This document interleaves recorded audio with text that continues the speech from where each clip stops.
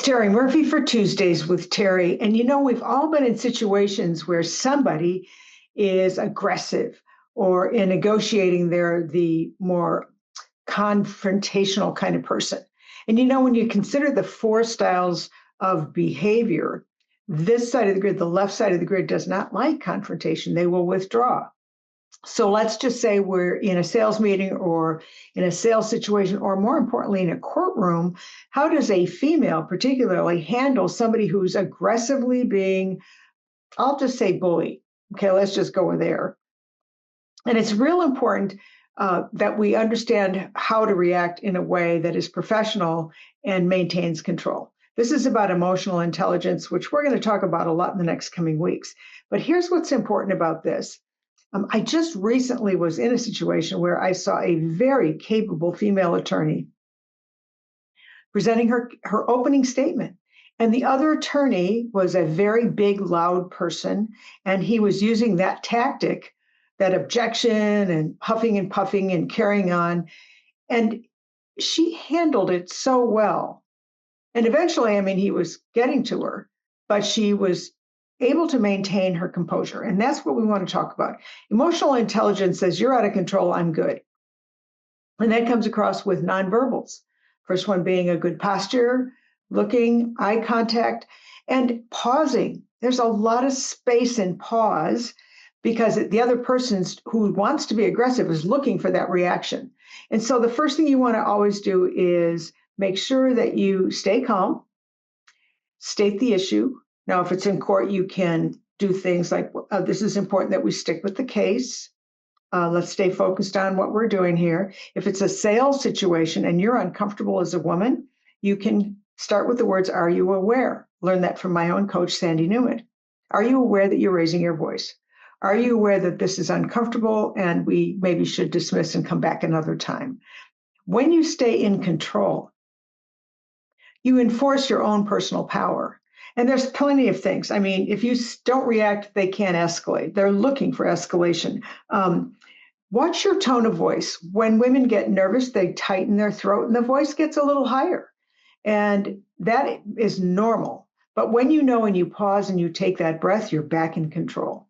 Remember, you have the power to interpret how those people are responding to you, the other person, the male, the female, whatever it is. And in that particular moment, what you're saying to yourself, which again is communication, but it's in your own head, is how you're going to handle it. You don't want to interrupt, let them go on, pause, and then respond. It's always good not to use the you, because you can say, I'm not comfortable with this. I'm not sure that this is necessary. I don't believe that this probably follows protocol. When you don't go you, then you can't get into that confrontational piece. You might want to restate. If I'm hearing you correctly, counselor, I'm hearing you say, because that makes everybody have to go back. And when we study negotiation for women, one of the issues becomes their need to want to be, we are high accommodators. It's not good or bad, but that's what we are as females. We have always worked for, I shouldn't say accommodation, I should say for collaboration. Accommodation is only used when we have to. And we don't want to accommodate anybody. We want to collaborate, because collaboration wins every time. So if you're in a situation and you do react, step back and say, I may have reacted. Let me rethink that and restate. Stay in control. The other person has no fuel if you don't engage. It's sort of like a kite. If you just step sideways, they fall down. But it will continue, depending on the situation. If you ask for intervention by whatever, the manager, the judge, whatever, the point is that you control you. And when we get into real strong emotional intelligence, it's all about handling emotions. And depending on your behavioral style, you might be quick or you might be slower.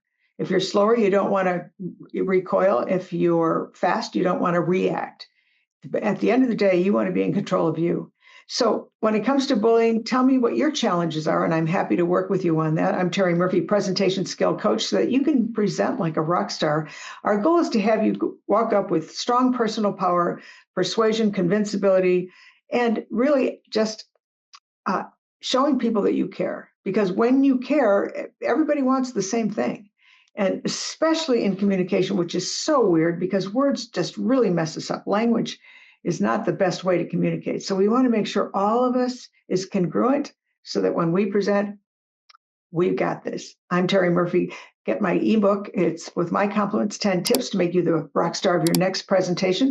And definitely email me your comments because I'm here to help you help you. Thanks for joining. See you next Tuesday.